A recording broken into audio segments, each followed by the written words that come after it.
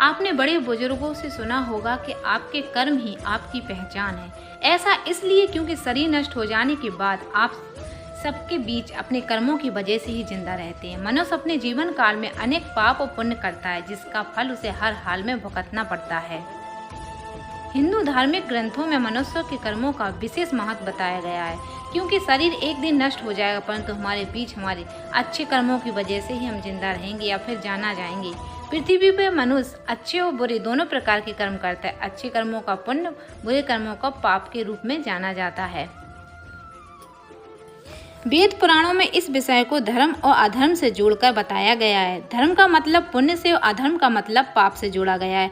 कोई मनुष्य अपने पूरे जीवन काल में, एक वर्ष में, एक दिन में या एक क्षण में जो भी पाप या पुण्य करता है, उसे उसका फल जीवित रहते हुए या मृत्यु के बाद भुगतना ही पड़ता है।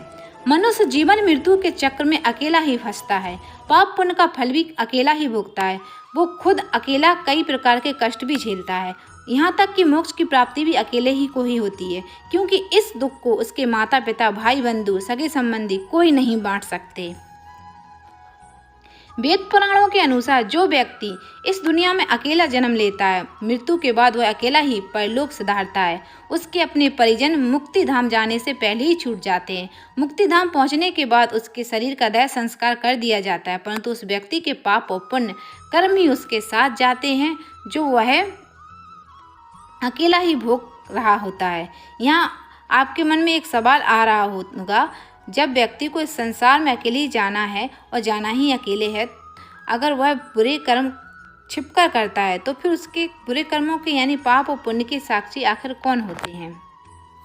शास्त्रों के अनुसार जिस तरह चंद्रमा दिन में और सूरज रात में नहीं दिखाई देता, परंतु दोनों में से कोई एक हर समय जरूर रहता है, वही जिस तरह अग्नि लगातार नहीं जलती, ऐसे ही संसार में कुछ तो ऐसा है जो हमेशा व्यक्ति के साथ मौजूद रहता है। यही कारण है कि जब मनुष्य कोई बुरा कर्म करता है तो उसकी सूचना धर्मदेव को देते हैं और उस प्राणी को उसके कुकर्म का दंड जरूर मिलता है। शास्त्रों के अनुसार यदि कोई व्यक्ति अच्छे या बुरे कर्म करता है तो उसके 14 साक्षी माने जाते हैं। उसमें से कोई ना कोई हर समय मनुष्य के साथ मौजूद रहता है। मनुष्य के अच्छे और बुरे कर्म 14 साक्षी कौन है, आइए जानते हैं। दिन रात, सूर्य, चंद्रमा, अग्नि, पृथ्वी, जल, वायु, दिशाएं, धर्म, काल, संध्या, आकाश और इंद्रियां हैं।